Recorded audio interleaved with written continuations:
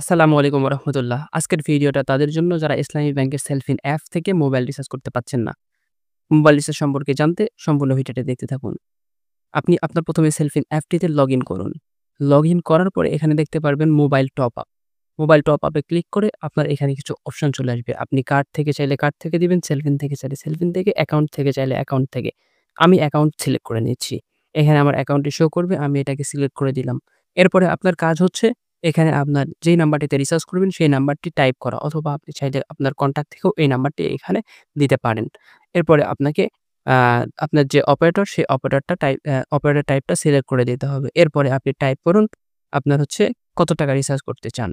আচ্ছা, এরপর আপনি সর্বশেষ 6 ডিজিট পিন দিয়ে সাবমিট করুন। আচ্ছা, যখন আপনার সাবমিট হয়ে যাবে তখন আপনার সামনে এরকম একটি ইন্টারফেস চলে আসবে। আপনি এখান থেকে দেখে নিয়ে কনফার্ম করুন।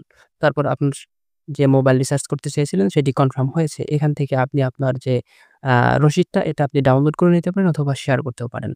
আপনার ইচ্ছা। আমি এখান থেকে ডাউনলোড করে নিয়েছি। আচ্ছা, এরপরে আপনি আপনার হোমে চলে আসুন। আপনার মোবাইল রিচার্জটি সম্পূর্ণ হয়েছে। আজকের ভিডিওটি এই পর্যন্তই। ধন্যবাদ সবাইকে।